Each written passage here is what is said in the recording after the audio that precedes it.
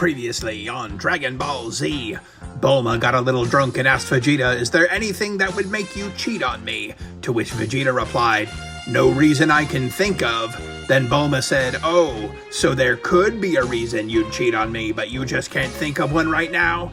At which point Vegeta rolled his eyes and, brother, that was not the move.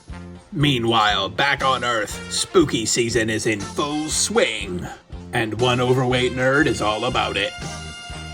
Hey everybody, it's Ricky from All Sorts of Words. I'm in a hotel room, and if you can hear screaming outside, it's every bird in the state of New Hampshire has decided to stay outside my window. It took about 4.5 hours editing this really long video. There's not a lot of crazy edits in it, but it took a while. If you haven't seen it, last week I put up a video asking the YouTube community if you want any horror recommendations from a seasoned horror loser, please reach out, tell me what movie or book or whatever that you like, and then I will come up with custom recommendations based on my experience in this dark side of movie watching hell. I just wanted to really quickly say that I try to recommend things that a lot of people don't talk about online. I'm really ingrained in this space, and so I wanted to offer something a little beneath the waterline on the iceberg of horror movies.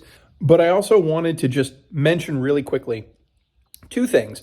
One, if you really want the best that horror has to offer, you really have to go outside of the United States for a lot of it. And that's not because like they do it better and USA sucks. No, USA is awesome and we are very good at horror, trust me. Where other countries have an advantage is that they use ghosts, ghouls, goblins, and creatures that we aren't used to.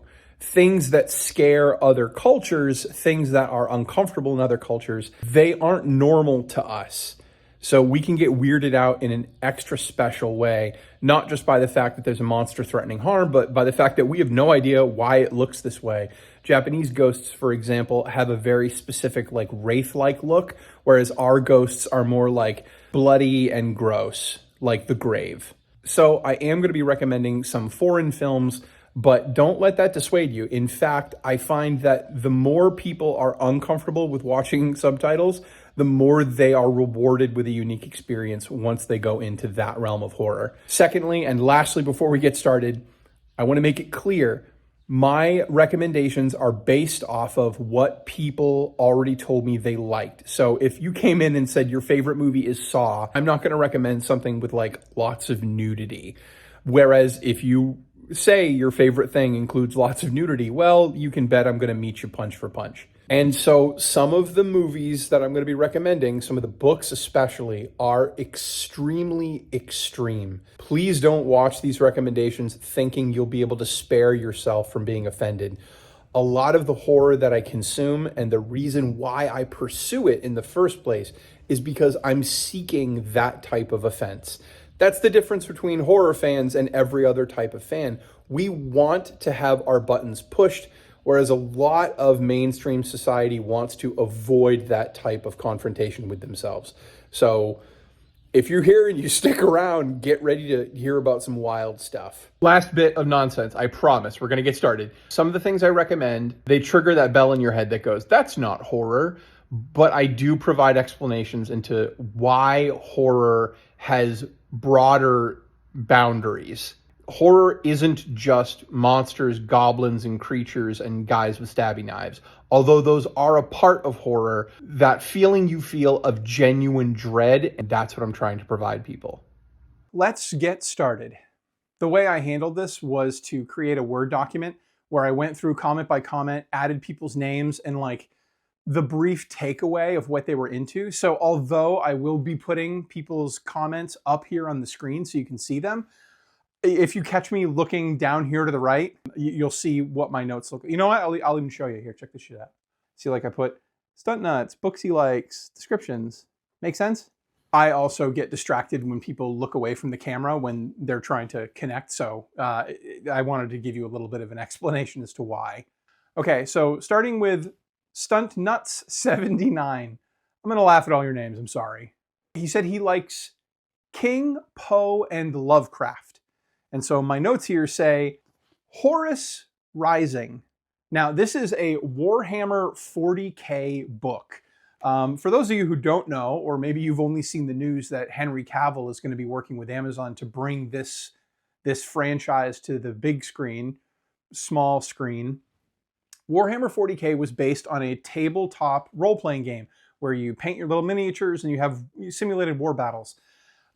They created for this universe the bleakest universe you can imagine. Like, don't come here looking for heroes.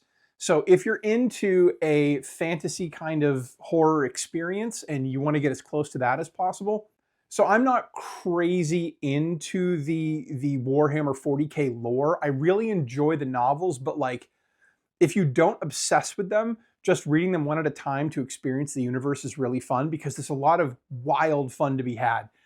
In this book particularly, my biggest takeaway was the fact that there are megarachnids. And it's M-E-G-A, and then it spells rachnid. This is the first book that jumps off on the entire Warhammer 40K universe. If you want to read more, it is a trilogy of books, and they're excellent. But if you just want to get in, say that you've experienced some Warhammer, this is really fun. And I got to tell you, this is what I was talking about. The uninitiated will say, Ricky, this isn't horror. But the people who know 40K will absolutely defend that position. This is horror, and it's definitely worth your time.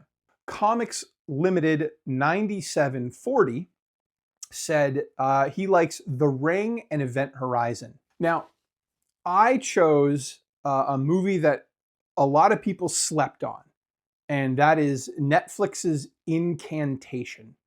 Incantation is really big on that cultural aspect of horror that I was talking about earlier.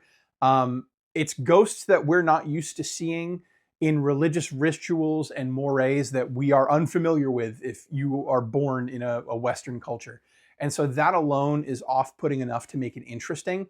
But the ghosts, the curse itself is terrifying. And okay, if you don't watch anything else that I recommend today, or you've already seen it, or you don't like it, if you haven't seen Incantation, I'm going to try to sell you on why it's special. Incantation, at one point in the movie, pulls off one of those magic tricks they used to do on primetime television.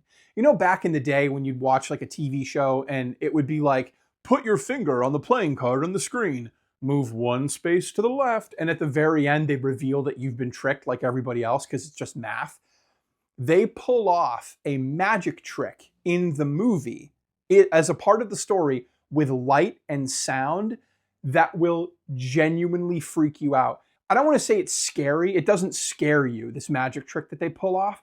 But when they pull off the magic trick, your mind's going to be blown. It really is. It's quite wild. And I haven't recommended this movie to anybody that hasn't seen it and then hunted me down later and was like, yeah, the movie wasn't scary. The story was okay. But yo, that thing you were talking about was sick.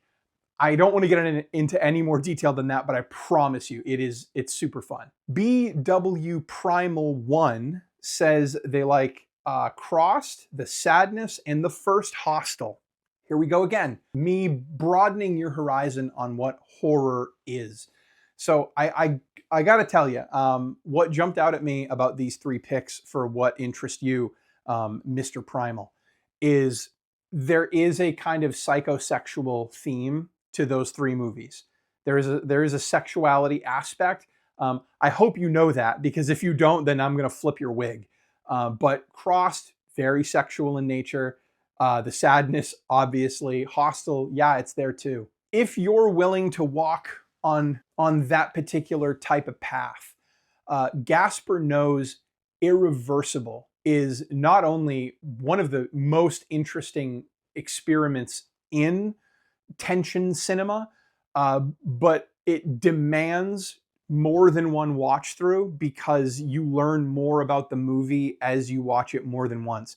If you watch it once, the big things will stick out at you, obviously, but more than once, and you'll only find more appreciation for it as time goes on.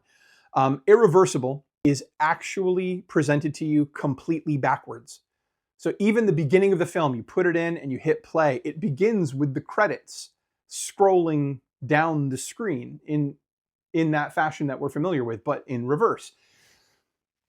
And this is important because the whole movie is told backwards. We don't really get to know who's at fault until the very end of the movie. Let me explain. There is a horrific struggle, snuggle, we'll call it, to this day. It is the most graphic depiction of sexual violence I've ever seen. Really, really, really rough. And it goes on for about 20, 25 minutes. It's not fun. It will clear a room. Trust me. I was having these types of discussions about horror movies even back when I was in college and in my freshman year. A friend of mine in my dorm was begging me, because I had talked about this movie, to put it on. I owned a copy then. And other people in the room were like, yeah, put it on. And Jesus, that room, all of a sudden people forgot about dinner plans really quick. But it has this really horrific sexual assault. I'm doing the retelling injustice. We begin with the woman in the hospital, wrecked. Her boyfriend talking about how he got the guy and he's so glad that he did. And then we go back in time and we see the boyfriend getting revenge. He hunts this guy down in a sex club. And then we go back even further and we finally get to see the assault of the woman. And it is as awful as I can describe. And then we go back a little more and she's at a club and she's having a pretty bad time. She doesn't want to be out with her boyfriend. He's getting drunk. Everybody's there. And he's telling her, look, just go home if you're going to be a jerk about this. And so she walks home alone. And then we go back a little further and their relationship isn't great and they're getting ready to go out and he's a jerk again. And so the story presented in this way, revealing a little bit at a time, this trickle truthing that the tale does, it really does create this interesting unfolding of events. Whereas if you told it front to back, it almost takes on this meta narrative of like, oh, are you blaming the boyfriend for kicking her out? You'd be defensive first. But if you see the result of the harm and then you get told that earlier the boyfriend was a jerk, you can't help but set aside your own brain and focus on the tale being told. And yeah, you hate this boyfriend. Spoiler alert, if you're going to watch this movie, just fast forward a minute. But for everybody else who will never watch this movie, I'll spoil it for you. When you watch it multiple times again, you start to piece together faces. You become familiar with people in scenes. So you realize on a second viewing that when you're watching the movie correctly, right, from back to front, and you see the boyfriend go to the sex club and hunt down the guy that did the thing to his girlfriend, you realize it's not him. He got the wrong guy. The guy he ends up killing in the sex club is just a guy that mouthed off to him, being like, oh, what's it to you? I'm not that guy. Who's asking? And he thought it was him. But if you look at the crowd, while he's openly murdering the person he thinks hurt his girlfriend on the floor of the dance club, in the crowd with a big smile on his face is the guy that did the thing to the girlfriend. So he gets away with it. And not only that, the boyfriend showed up to provide him with violent entertainment for the evening. J. Ogilvy, 8353. Okay, so he said, Christmas Carol with Alistair Sims. There are a couple in here that like I feel a less charitable person would be like, these are almost trolly, but I took them all very seriously. I assume that my audience is like, you're asking because you think this is scary and you want something similar. So here it is, but it's not what you think. Black Christmas, the 2000s remake, should be your recommendation. But don't just watch it on a streaming service. Pony up the $6 so that you can buy the DVD off Amazon and watch it at home. And here's why. This is really fun. The director didn't want to be there. The script was bad. The actors were all young starlets.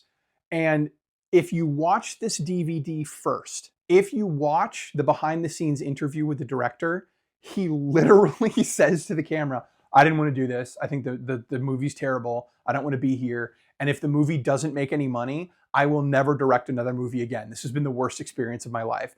And guess what? It didn't make any money. And homie still doesn't make stuff anymore. He's gone. So like the supplementary material that you can get on the DVD enhances your viewing experience of the movie in such a way that This movie here is still the most memed media artifact in my marriage. We are constantly quoting this movie all the time. And we talk about the DVD commentary, and it's wild.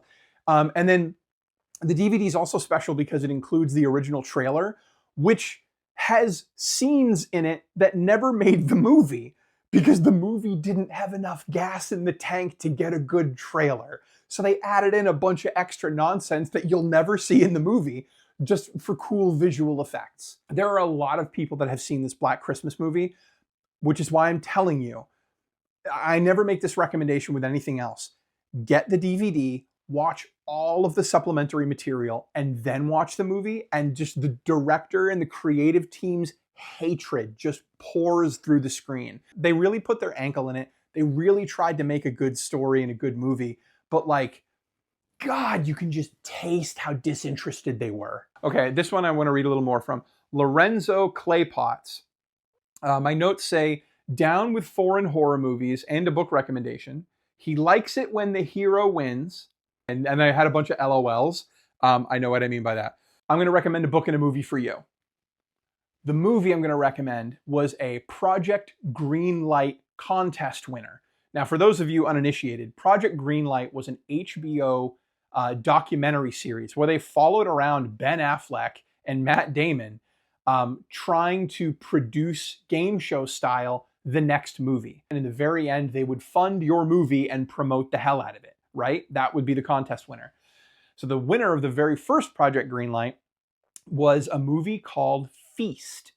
And it is a disgusting, Evil Dead, humorous kind of monster movie, right? Where there are these little gremlins that come out of the ground and they terrorize a bar.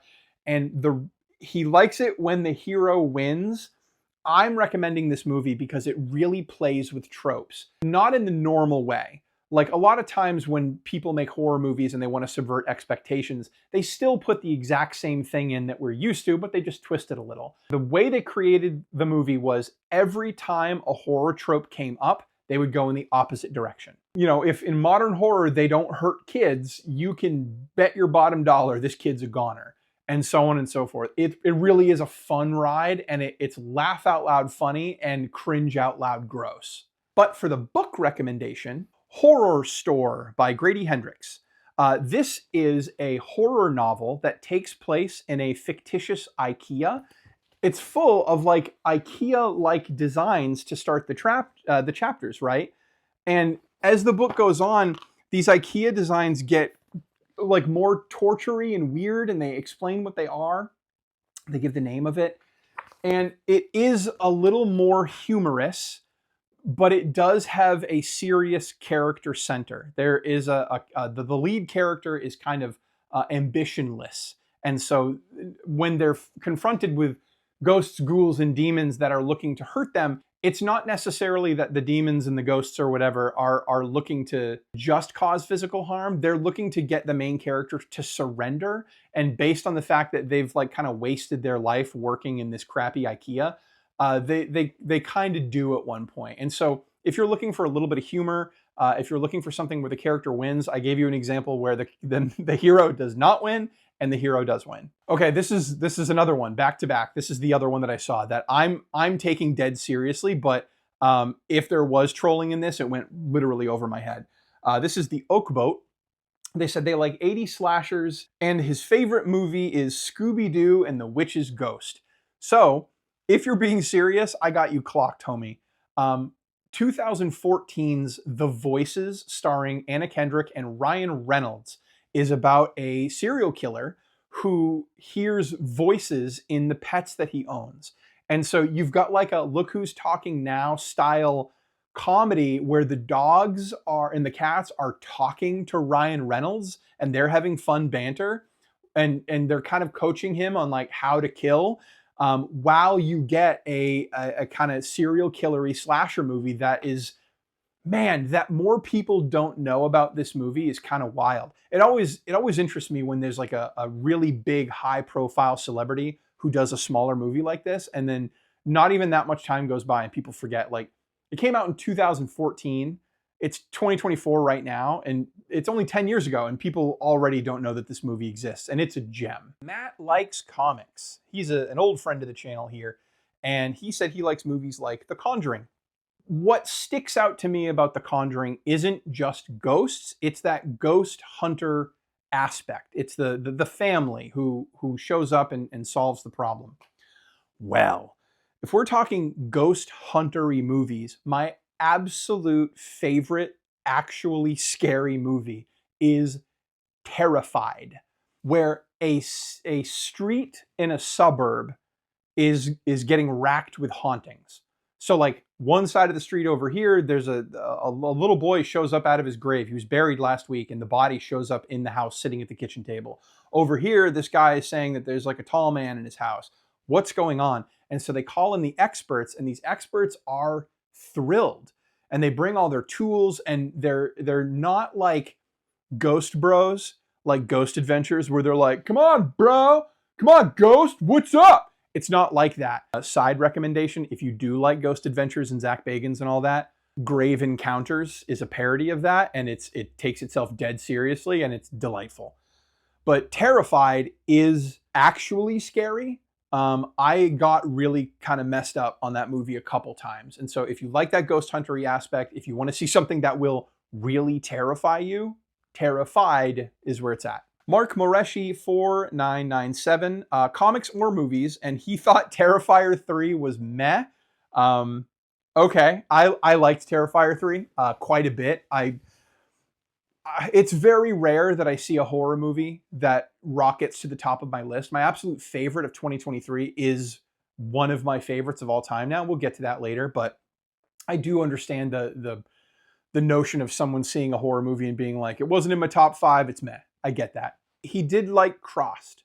Crossed is not wholly original.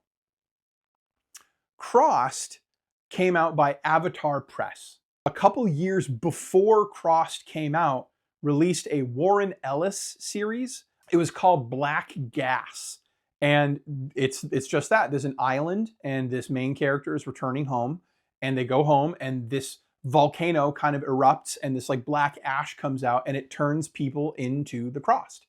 Effectively the Crossed. They say horrible things, they do super sexual stuff, they hurt each other, they're really violent, except instead of a cross on your face, their eyes bleed this like black goo, and this black goo like covers their eyes. So you just can't see the eyes anymore. But it is effectively Crossed. It came out before Crossed, and it's really worth your time. And again, with all Avatar Press stuff, if you go to the Avatar Press website and you look at their store, they sell issues all the time. So you don't need to go to a con, dig around bins for Black Gas that nobody brought. Just go to Avatar Press or just get the trade. You'll be fine. And then also, in case I haven't mentioned it, for all the Crossed fans watching this, there is effectively the Crossed movie. It did come out about 2 years ago. It's called The Sadness.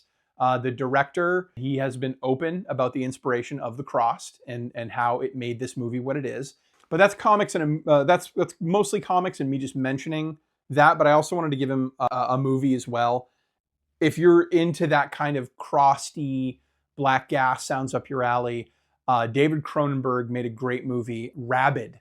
Rabid is Crossed before Crossed. If we made like a continuum of things that could have inspired Crossed, Rabid's going to be really early on the list. Okay, Garage Geek 4863. He's looking for a movie, psychological horror, and stay away from the gross. Okay, psychological horror, staying away from the gross. The Night House. The Night House is really interesting because the movie was originally made to be a Hellraiser sequel, but they didn't get the rights, or the studio shifted position. We don't really know the whole story, but it was supposed to be a Hellraiser movie. However, they didn't get the rights to Hellraiser, so they made a movie about this woman finding out about her husband's sordid dealings with the devil and all that stuff.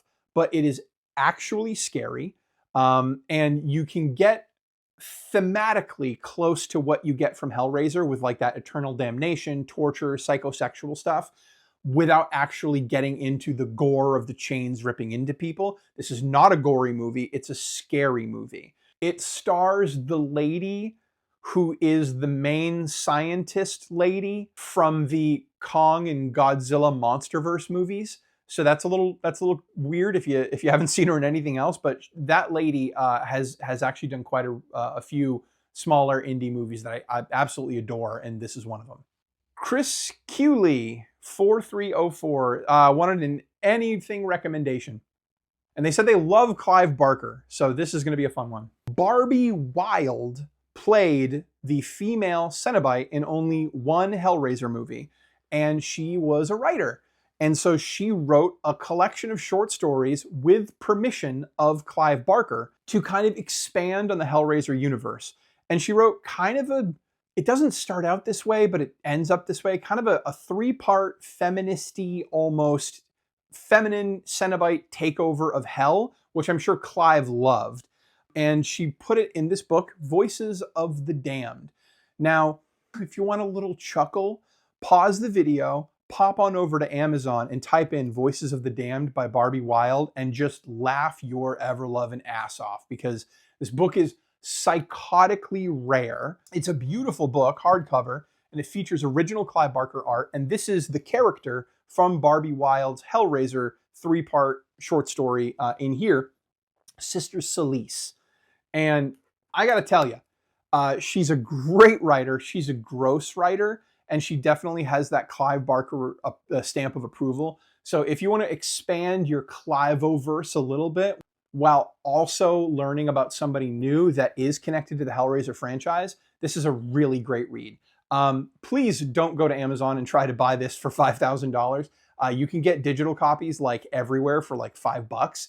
So just read it digitally. I'm not going to lie, I kind of lucked out. Here's the deal. The thing about being a nerd is when you obsess over this stuff, you're a lot of times the first one in the door to get something cool. And so this is an example of me grabbing something cool before everybody else realized that it's a part of Hellraiser history and is exceedingly rare. Starfleet Dropout.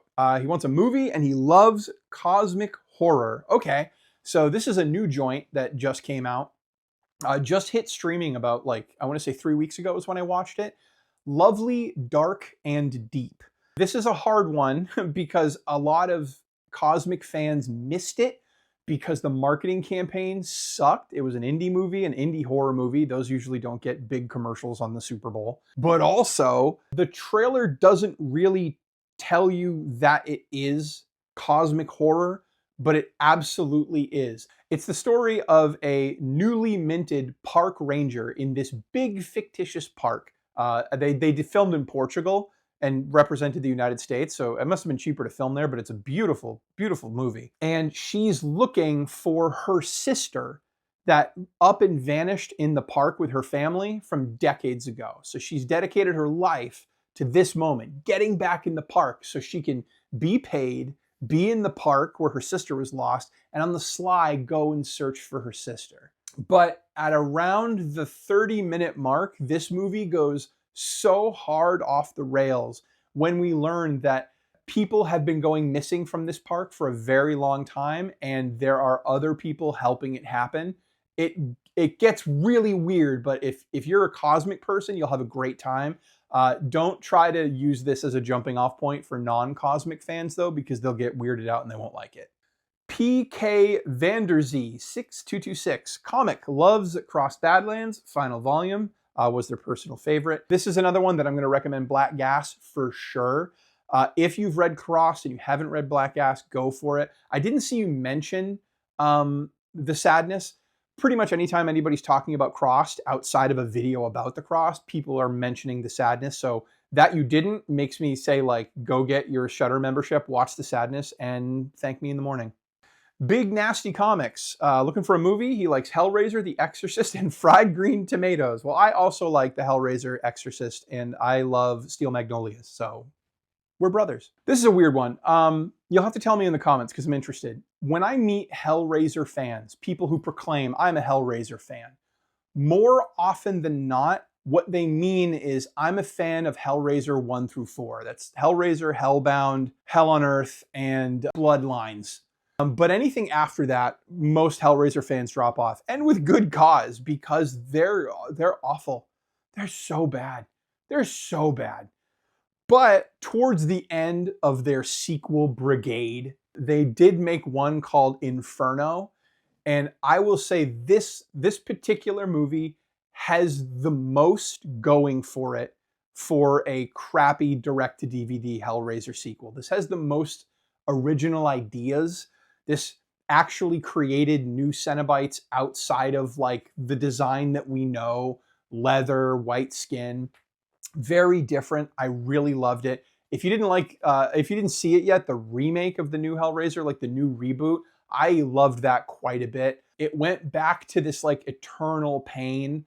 Like what scared me about Hellraiser more than other horror when I was a kid is the worst thing Michael Myers is going to do is stab me a bunch. The worst thing Jason's going to do to me is like maybe fold me in half in a bed and stab me a bunch. Hellraiser is like, no, for the rest of eternity, we're going to torment and torture you. And that was just like, that did something to my little kid brain. And so I feel like the new Hellraiser got back to that, and Inferno did that too. Bell Izierd Comics. This is a fun one. He liked Them, Mimic, and he thought Eight-Legged Freaks was peak. Am I saying that right? I'm almost 40. All Eight Eyes came out not that long ago, and it is a really stylized depiction of it. I don't want to call it post-apocalyptic, but it's a world where spiders are as big as hounds and bigger, and there's this infestation in the city taking place, and it is ultra violent, not just towards the humans. The death of the spiders is just as visceral, and it's really, really fun. It's not funny. It takes itself seriously, but it is really fun. It's giant spiders, and you can tell the artist had a blast because there's no like set design. There's just like seas of all these different types of spiders. All Eight Eyes is a really fun read, and I can't recommend it any higher. If you like big spiders and gross stuff like that and you want a comic, you'll have a good time. Kurt Pearson 2793 is asking for a movie. And his favorite was Naked Lunch. Naked Lunch was made into a film by legendary Canadian horror director David Cronenberg. And so my recommendation for you is Cronenberg adjacent. It's his son who is now making films, Brandon Cronenberg. And his directorial debut for a feature-length film was Infinity Pool, starring Mia Goth and one of the Skarsgårds. I think it's Alexander. The one that played Tarzan. And it's fantastic. It's very moody. It is a full, hefty, chunky boy 2 hours. And in the best way possible, you will feel every minute of those 2 hours. It is a challenging movie, and it challenges you. It's about a foreign country where a lot of people go to, spend their money and be rich and lay on beaches and stuff, right? It's a fictitious country. If you commit a crime in this country, they demand death for almost anything. Driving while drunk, they'll put you to death. Get drugs on you, they'll put you to death. Get in a fist fight, they'll put you to death. But because they're so puritanical in their death putting to get money out of the visitors of the island, they will let you pay for a clone of yourself. The clone will wake up with all of your memories, and then the family who was offended, or the government or whoever, will get to murder you. And part of the deal is you have to watch the murder take place. So they clone you, tie you to a post, the kid comes in with a knife and gets to work, and you have to watch. Imagine the depravity rich people will get up to when they know the only consequence is that they have to watch themselves die. These people turn into monsters, and then they start messing with each other too, like kidnapping someone with a black bag, bringing him to the group, beating him up, peeing on him and having fun, ripping off the mask and realizing you were just doing it to yourself, and everybody starts laughing at you. It is a wild ride, and it is so Cronenberg, but it's the next generation of Cronenberg, and I'm here for it. Cretin Bull Comics says, looking for a movie, Black Death and Perfume. Okay, this is a deep cut. A Vincent Price film from the 70s called The Witchfinder General. Very similar vibes to Black Death. This is a Puritan in 17th century England traveling the country, and he is exactly as described, the Witchfinder General. He shows up, he says, you're a witch, hang 'em, burn 'em, whatever. Except he's a corrupt official, and he travels around and he takes what he wants from these witches, does terrible things to the community. He's a miserable monster, but it is a really interesting story. It's kind of like at a prison experiment where students, like you were prisoners and you were the guards, except instead of that, it's we're going to give all the power to one person. How off the rails do they go? And it's a wild ride. So if you're looking for that type of flavor, you can have fun with this one. Christopher Parker 6871 says he likes the Halloween movies. He's looking for a movie. He said he's kind of a novice in horror, which I don't think that's true. Everybody feels horror. But if you're a novice fan, you're really into the Halloween movies, and you want to be like the life of the party, you want to be the guy in the know, this is a new one. It only came out a couple weeks ago. This is called In a Violent Nature. This is a homage to all of those types of old 80s slashers movies, except it takes itself really seriously. The deaths are brutal, but they're not fantastical. They're just brutal. One in particular, I think one of the more famous ones from that movie ended up being a log splitter, one of those machines that just kind of presses really slowly, and the fun you can get up to with that. This movie is distinct in that the first 10 minutes is, in my not so humble opinion, the best first 10 minutes in a horror movie I've ever seen. I'm waiting excitedly for the next movie to come along and take the crown for the best first 10 minutes. It's not scary. It's just voices on a still shot. And the characters are all being introduced off screen. You're getting all the archetypes that you're expecting, like, hi, I'm the jock. Hey, I'm the funny guy. You're getting everything you need from the audio, and it's holding a single shot. And it's then the shot ends with the kids breaking the seal that was keeping this Jason character, this Michael Myers character, dead. They find a locket hanging off a pipe in the woods, and they're talking. You're getting all the impression that you need of the characters. And then one guy stays behind. Hey man, you coming? Yeah, I'll be right there. And then he grabs the necklace like a dick. And then that's when the pipe starts moving. And it gives you all of this additional context. Like, we're watching part 4 in a series. And in an earlier part, the monster gets killed and stuck in the ground. And it's this key to his past that like sets his spirit free or whatever the hell. But it's so good. It's very powerful, and it's not like the first 10 minutes in a horror movie where it's like, I want to see blood everywhere. No, it's measured, and it's thoughtful, and it's excellent. Natalie drinks tea. She wants a movie, and her favorite is The Thing. I would say if you're into The Thing, the idea of like people not being people, the idea of like, what are you really? There was a Jesse Eisenberg movie that came out a number of years ago, and it's called Vivarium. And it is a young couple is looking for a place to live, and they find these like cheap houses in this cul-de-sac. They advertise that they're dying to have people move in because like nobody bought them, and so they're selling them at dirt cheap. So they move into this house for dirt cheap, and they quickly realize, like almost like cosmic horror-y, they can't leave. Like no matter where you go, what direction you go in, you're always led back to the house. The wife gets pregnant. They have a kid. Is it really their kid? How is that tied to the bodies they just found buried in the yard?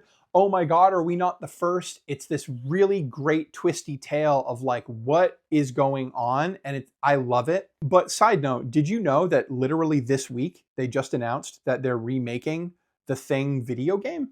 The one that came out for PS2 and Xbox, the original. They're remaking it right now. So like, that could be fun. Oh yeah, Comics, friend of the channel. Looking for a movie. He likes Texas Chainsaw 2, Return of the Living Dead, Society, and Hereditary. My notes say, I hear body horror, massacres, and evil science. A French film called Frontiers. It looks like it's spelled like frontier with a parentheses S. It is Texas Chainsaw Massacre in France, except imagine when they run into the family, their whole philosophy is based on Nazis. So they believe that like they're a superior race. and everybody should fall to their sword. It's pretty gruesome. This has some ankle stuff in it. So if getting your ankles slashed under a car or something is something you've ever been afraid of, this movie will test your spirits, I promise. Virginia Trail Guide 8171 is looking for a comic, and they like The Shining. Witches by Scott Snyder, Wytches. Stop me if you've heard this. This is a father who has made a ton of mistakes, who finds themselves in a supernatural situation where they have to make a decision about preserving themselves with the bad guys or saving their kid and then like stepping in the way of the evil.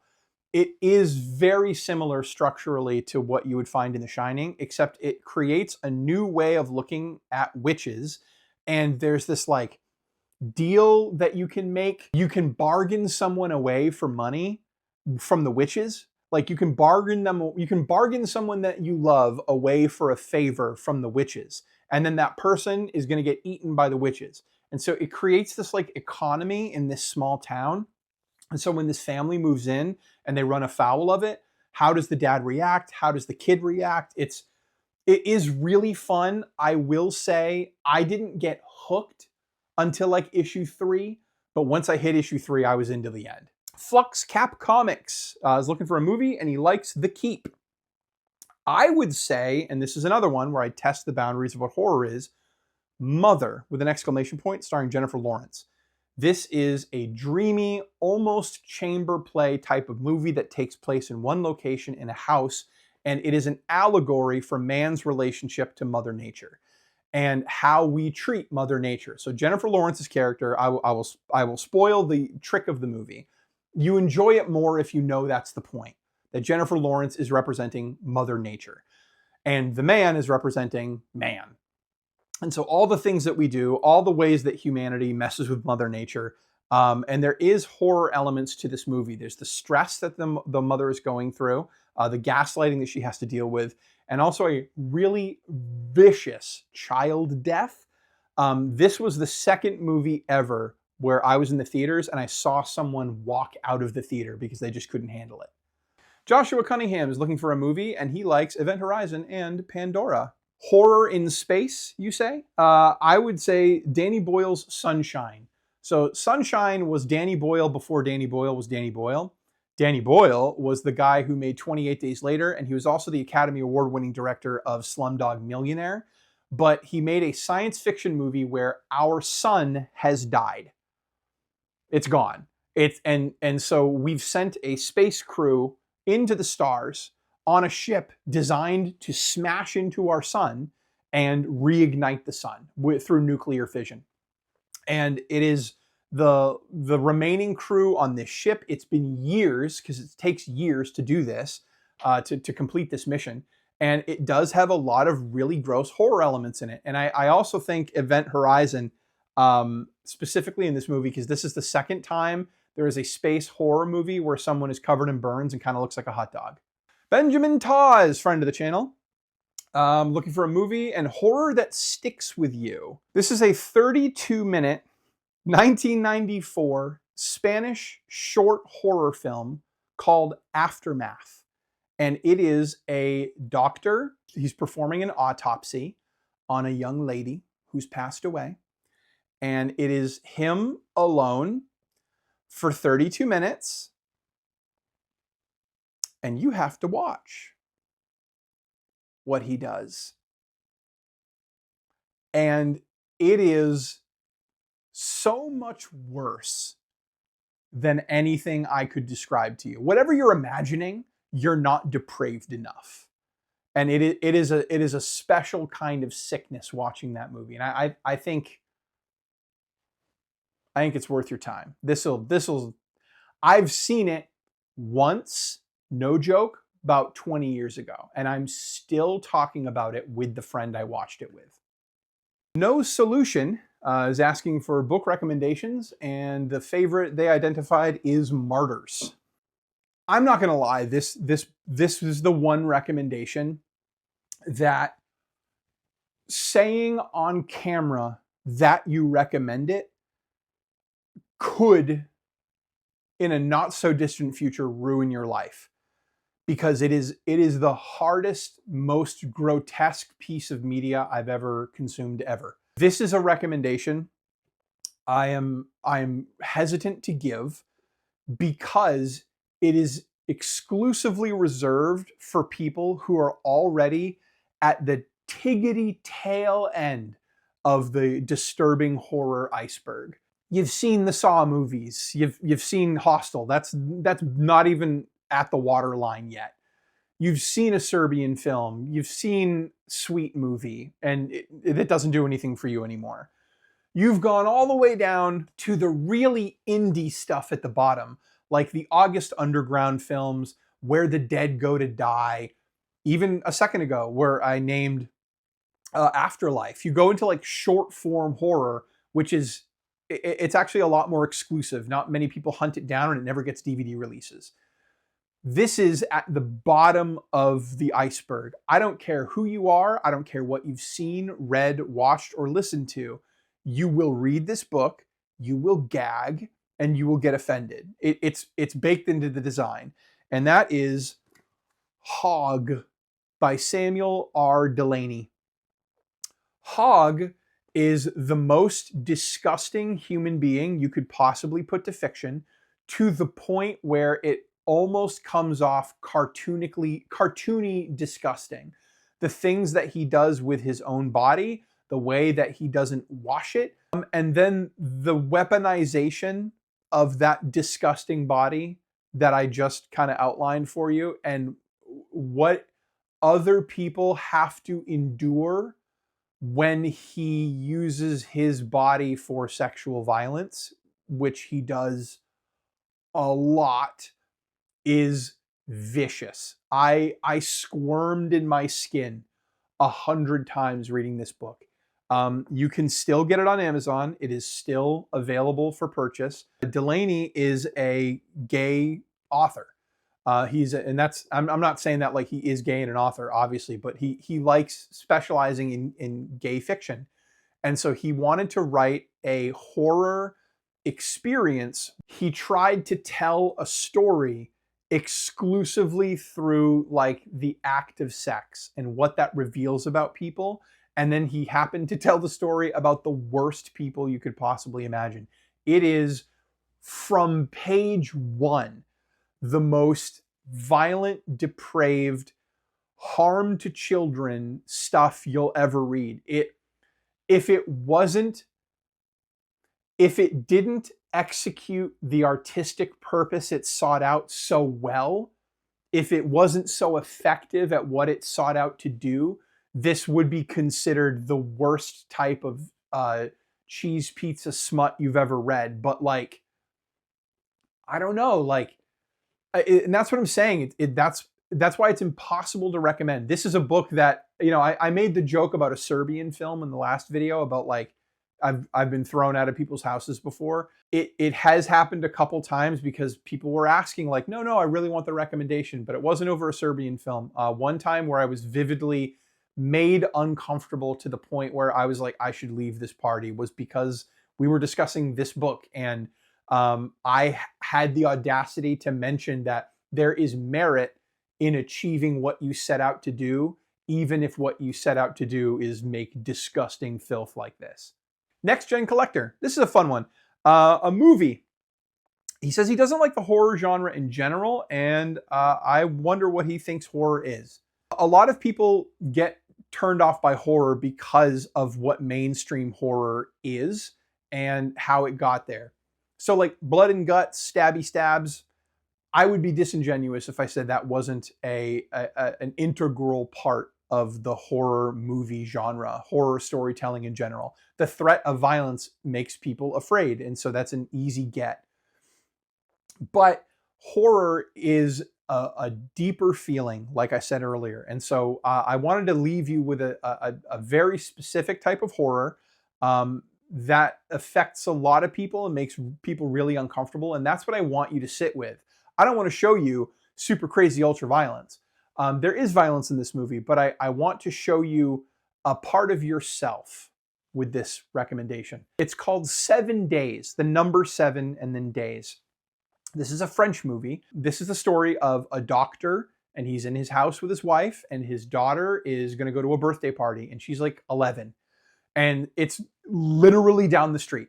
I don't mean across the street. They live in a cul-de-sac of a beautiful neighborhood. He's a doctor. He lives in a mansion. And so she's like, I'm going to walk down the road to go to this birthday party. Is that cool? And he goes, yeah, that's fine. And he goes to sleep. He wakes up hours later and his daughter's missing. Oh God, the worst thing a parent can experience. And then they find the daughter off the road, like her body. They find what's left of her. And this movie made such a realistic depiction of a child's body that they got in trouble because people thought they filmed a dead body. It is that jarring, and they point the camera at it full force because they put a lot of effort into making this look like a found crime scene. And the details of how they find their daughter, it's heartbreaking. They catch the guy that did it, and he's on TV and he's smirking. So the doctor kidnaps the guy, drives him to a cabin in the woods that no one knows he owns. He calls the police on himself and says, I'm the dad, you know me.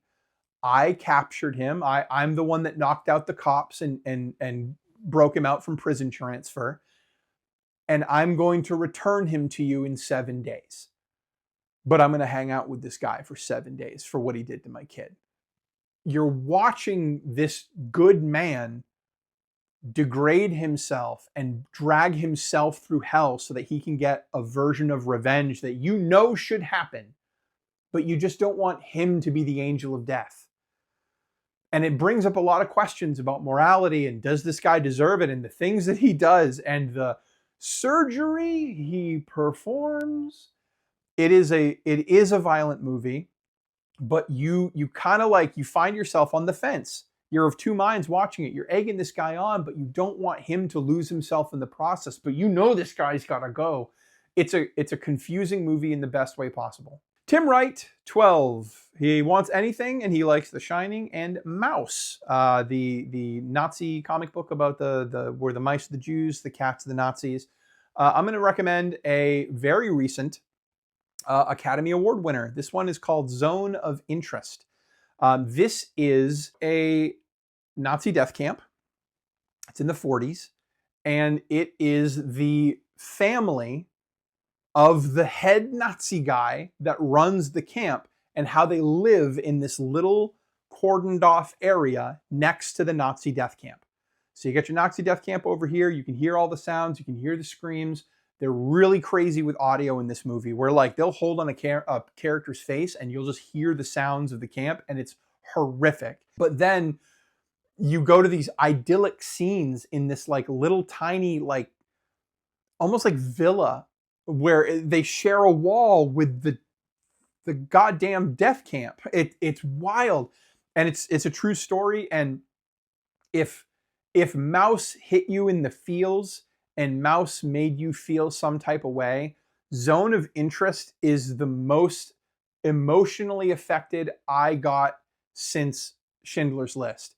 Panels and Platters is looking for a book, and they said they like The Thing, The Ring, The Shining, Suspiria, and they named David Lynch as their big choice. House of Leaves. I always forget because, you know, this channel is really about anything nerdy. This book is famous in the literary space for people being like, wow, what a challenging book. And it is a very challenging and strange book. But it is, and look at it, you'll see like little glimpses of like how weird it gets. It is effectively about a house that is bigger on the inside than it is on the outside, kind of like a TARDIS. But what would that look like in real life? Real life. I don't mean like sensationalized life, like, whoa, I'd call the news and I'd become a millionaire. No, real life. You bought a house with your wife and your kid and you moved in, and it's mathematically bigger on the inside. You have doors that lead nowhere and doors that lead to infinity.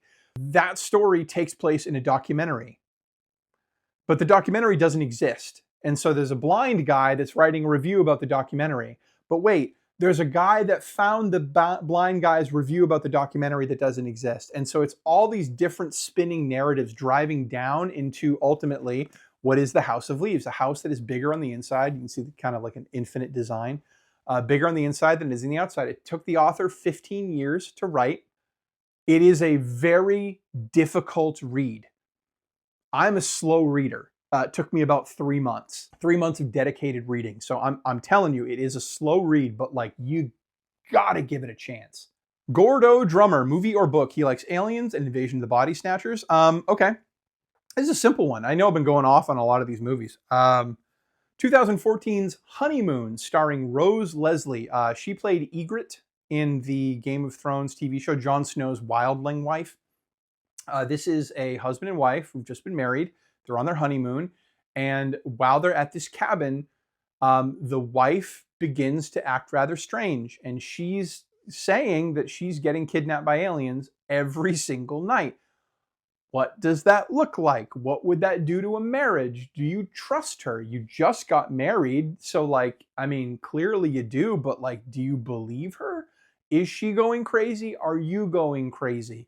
It is a really fun ride. It's relatively short. And if you're in the mood for that type of alien invasion-y, or are they going crazy body snatcher kind of stuff, I think you'll have fun with this. Teasing Chick, looking for a movie, and he said The Witch. He called The Witch like Peak. Okay, this is another new one. The Devil's Bath from 2024. This is the closest to The Witch that a movie has gotten since The Witch. A German village in the 16th century, and it is an arranged marriage. And this woman moves with her husband into a cabin in the woods, and she finds a baby. And so she finds a baby and she sees it as a blessing. I couldn't have a kid and I found a baby in the woods. And now everybody is blaming her for dealing with the devil. And so everybody starts treating her differently, abusing her. And where did the baby come from? Is she a witch? And if she is, these people have been messing with her this whole movie. How is she going to get revenge? Watch it and find out. Hope Davis, XC4TT, looking for a book, likes 2013's Evil Dead. Me too, so don't feel bad about that. And Mary by Nat Cassidy. Clive Barker's Cold Heart Canyon. From your recommendations or from the things that are your favorite, what I pulled from that was the dead dealing with the living. And this is one of the weirdest things you can read in regards to that theme. So this is this billionaire villa, right? What makes this book fun is essentially Tom Cruise. They're describing Tom Cruise, just they're not calling him Tom Cruise for legal reasons. But Tom Cruise goes through facial reconstructive surgery and they need him to go convalesce somewhere. So he goes to this like spooky mansion, Cold Heart Canyon, and it is filled with the ghosts of old Hollywood, and they're just banging away. It turns out when this building, after it was built and it has been used for all of these licentious parties over the years with Hollywood elites, in one room, they transported a tiled mosaic that is actually haunted with the devil from overseas, and they brought it into this mansion, and it kind of sets off all these different like hauntings and the ghosts they have to deal with. And so it's sick. It's really sexy. But it is the dead dealing with the living and the living dealing with the dead, and how those stories intermingle. Swissy Chief, 1265, looking for a movie, Serbian film, and Martyrs. I find that when you're talking about disturbing cinema with people, those are the goats. Those are the Mount Rushmore of disturbing horror. Serbian film, Martyrs, Sweet movie always comes up. But one that a lot of people slept on, 2005's The Life and Death of a Porno Gang. This is a group of individuals who move into like a VW bus and they travel across Europe and they put on like full-blown sex shows. And they are living their life and they're living the dream, and all the horrible things that happen to their brains treating sex the way that they do, and the horrible things that happen to them when they interact with people who might not be as comfortable with sex as they are. One particular scene, they go to a small village and they're just passing through, and the village in its entirety show up to express their displeasure in a very sexual way, and it is very violent, and it is all of them together having this happen to them in this field that they're staying in, and these gross villagers that like have barely ever seen a bath. And that's like just one part of the movie. It is very much people struggling to deal with their own sexuality in a world that doesn't have room for them. Rob of War 57, looking for a movie, likes occult, religious, supernaturally stuff. Oh, Rob, if you haven't seen Saint Maud. My notes here. Saint Maud is a blast if you're into religious stuff. Americans have really sanitized the religious experience into something palatable, but the real old school devotions are wild, and Saint Maud delivers. I know I haven't read my notes for anybody else, but that was very specific, and that's how I feel. If you like read a religious text, devotion, showing your devotion to God, capital G, is kind of wild. Like you're putting nails through your skin, you're hitting yourself with a whip. Self-flagellation is a thing. And this movie is a girl who believes so much that she relates to the feeling of the divine through pain. And so how she expresses that pain. And so it pulls a cool trick where the whole movie, you're wondering if she's really seeing these visions or if she's just going nuts. And then at the very, very, very, very, very end of the movie, she does the most wild devotion she can, right? Very violent to herself. And she has her vision of like, oh, it's perfect. I'm seeing heaven. And so the screen goes black. Like, okay, you're still asking yourself, did she see these things? Is this real? Or was she just crazy? And so the screen goes to black, and then it comes back just for a second to show you the results of what she did to herself. And it answers the question. The movie doesn't do that passive thing where it says, we're going to let the audience decide. No, they tell you whether she was right or wrong. And it's a fun, I don't want to say fun. It's a fun ride. To hell with it. We're all friends here. Tipsy Volding, looking for an anime, likes body horror and cool creatures. Oh, buddy, you cannot get cooler and more body horror-y than Blood and Blood Sea. It is a vampire anime where she fights monsters of the week, kind of Buffy style, except she's also a vampire. And these monsters are wicked. Cool kind of Japanese, Asian mythology monsters, as well as monsters we can kind of understand. But the violence they do to humans is consummate to how strange they are. Okay, so if you want an idea of what we're talking about, pause the video, open up a new YouTube tab, and type in Blood Sea Attack of the Rabbits. And just watch that 30-second clip. And if I guess you right, you will immediately go seek out that anime after watching that clip. Okay, the ESA Wall 23, looking for a movie, Midsummer. Talk to Me, Black Mirror were the examples, and wants to think. So if you want to think and you like horror movies that force you to be in your own brain, right? They don't just necessarily take you on a journey, make you watch the movie. Here, come viewer, watch this stuff. They make you sit with yourself and feel your feelings. I have not had a more visceral experience in that way than Skinamarink in the last couple years. Skinamarink, there's only one way to watch it. You can watch this movie wrong. I know people like to say like, no, you have to be in a certain mindset to watch certain movies, and that's true. Some people say, no, I should be able to watch any movie at any time. Skinamarink demands your attention, and you really need to give it to understand what it is. Turn off the lights. Turn on some mood lights. Put on some mood lights, like blue colors. Put on Skinamarink. Turn off your phone. Shut the hell up. You will have a experience with that movie if you watch it under those conditions. If you watch it with friends and you've got popcorn, it is what it is. You'll hate it like a lot of people did hate it. But if you set the conditions right, if you dedicate yourself, okay, for the next hour and 45 minutes, I'm really going to absorb this movie, you will, I promise you, have some sort of emotional experience. And when you leave, you will regret what those children have to go through. Big spoiler alert there. There's some kid stuff in this movie that will make you uncomfortable. JCal1324, looking for a game maybe? They didn't specify, but they said they like Silent Hill. This is another one where I want to read my notes because I was very intentional. Doki Doki Literature Club. It looks like a visual novel, one of those Japanese games where you're just like romancing high school girls. Okay, gross, I guess. But it will ruin you. It will make you sad and wonder why you're coming back for more. It's the only game, and it's a horror game, where I felt like I was playing with people who were alive in the game. The game has a really cool magic effect that it pulls off where it makes you feel like you're dealing with real people that are trapped in a video game, and they know it and you know it. Why won't you let me die kind of stuff.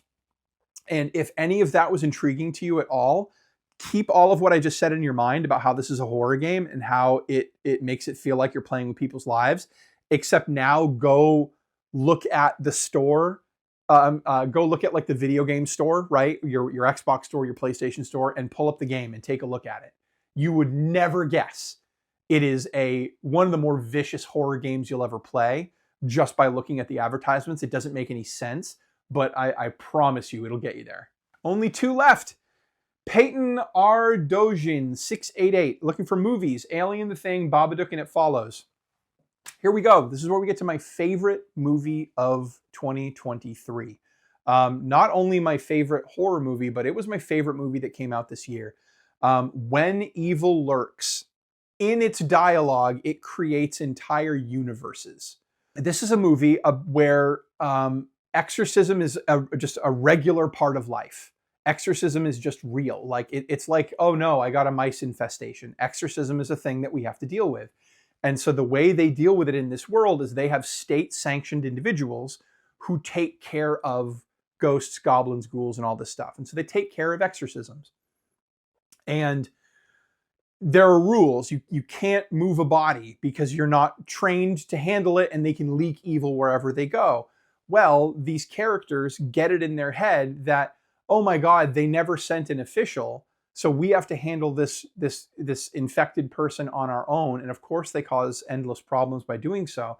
But the dialogue they use along the way expands the universe without us having to go anywhere weird. So what I'm trying to say, in the movie, 2 guys are on their property and they find a dead exorcist. Like he clearly showed up to solve the problem, right? But he died for whatever reason. And so the guy their neighbor who is dealing with the possessed party is saying the government intentionally didn't send someone on time. They made us wait so that we'll all die and then they can scoop up our land for pennies.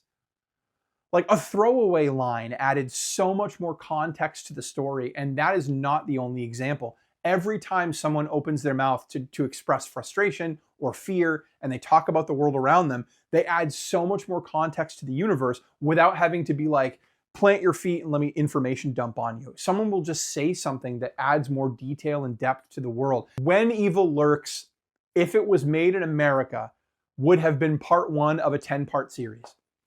We wouldn't have handled it well. But this movie, the way it was handled, it felt like I was watching part 3 in a 6-part series, but I was able to pick up on everything along the way, and the world felt so rich. I love this ellard, and you'll love it too. Last but not least, Claire, I don't know how to pronounce your last name. I'm so sorry, Claire. Claire Ellard, EYLRD 7560. We've been pals for a while, talking on my YouTube page, and their comment is enormous. You can see it here. But what makes this comment so special to me is this is the conversation I have with other horror fans all the time. I'm always having this conversation with horror fans. And when you're into disturbing horror, you hit the same notes. I was talking about it earlier. Serbian films, Sweet Movie, Martyrs. The same movies keep coming up over and over again. To the point where eventually they start getting remade. Like the French genius movie of Inside got butchered when we did it in the United States. But I know Claire is Australian. And I have been arguing for like, no joke, maybe 15 years now, that if you are interested in going outside of the United States and you want to see some really extreme horror, you really want to be taken to some crazy places, Australia is where it's at. Australia is an amazing country. And so here's some examples of movies that I didn't see her mention in her list of movies when she was talking about extreme horror, but like I want to give it back to her country. Like, coming for you. Snowtown Murders is amazing. The Tunnel, the Loved Ones, The Relic, Lake Mungo, The Furies. But there's one that is so special to me. It made me yell at my wife by mistake. I mean, I did it, but it happened. I was watching this movie. It was a really tense scene, and my wife walked in, and she just wanted to give me the quick little head around the corner, like, "Hey, do you want to order pizza tonight?" Like, just trying to get an idea of what we're gonna do for dinner. And I was like, "Get out of here! Leave me alone! I'm watching a movie!" I was so high strung, I had to like snap. And that is Hounds of Love. Hounds of Love is a true story. This is how I'm going to end this video, because a lot of this is my opinions. A lot of this has been me ranting. But here's the deal. I want you, when this video's over, I want you to, you're on YouTube right now, go over to your search bar and type in Hounds of Love and watch the trailer. And if you can watch the trailer and your skin doesn't crawl, if you don't have some sort of emotional or physical reaction, tell me in the comments. I will come back next week and I will devour my hat.